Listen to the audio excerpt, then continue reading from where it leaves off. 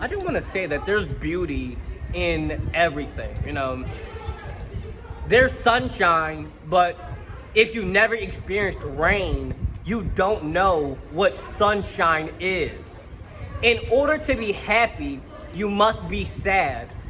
So, if you want to be really happy, one of the quickest ways to get there is through intense sadness. Because I've met many people throughout my life who were clinically depressed. Not just, oh, I feel sad or, life sucks. No, I'm talking about people who are ready to jump. Like people who are ready to just end it all.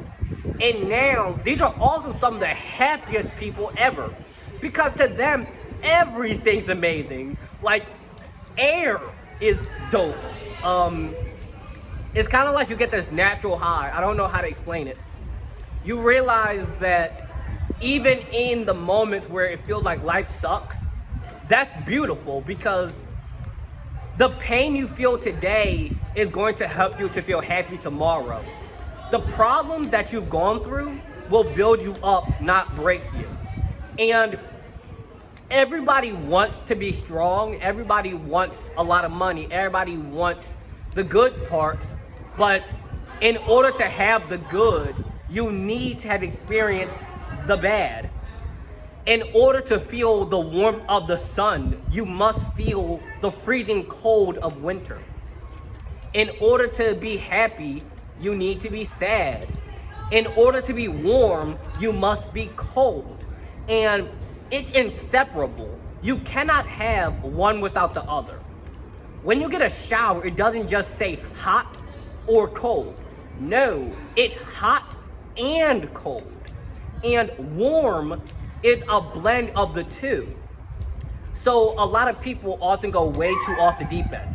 Either they get too focused on the material world of, I want to get a lot of money, I want to get a big house, I want these possessions, or they end up going too spiritual and they're just out in the mountains meditating for 12 hours a day and eating raw food and all this stuff, with 58 different crystals on at one time. And I'm not making fun of them because I used to be one of those type people. But the beauty is in the mixture. Okay, the beauty is in the mixture.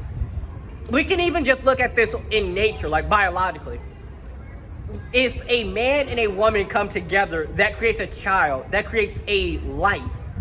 To create life, you need the masculine and the feminine. You need the hot and the cold. You need up and down.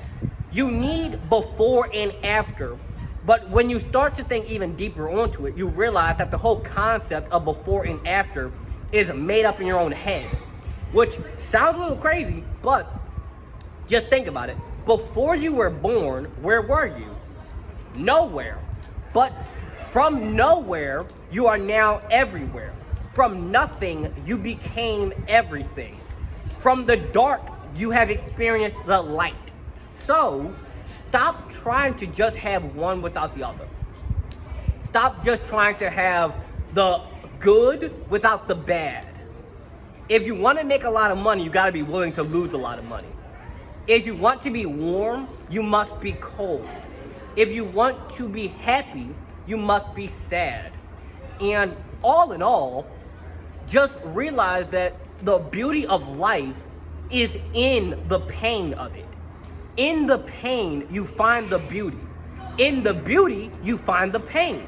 Because you realize that the pain won't last forever. And that's the beauty of it. But the pain in the beauty is knowing that won't last forever. But when you can find beauty in both the good and in the bad, that's when it's kind of like a natural high 24/7. Like when stuff doesn't go as planned for me, I'm happy about that. Because I know that it's preparing me for the time when things do go good. When things do go good, I'm happy because it went to plan.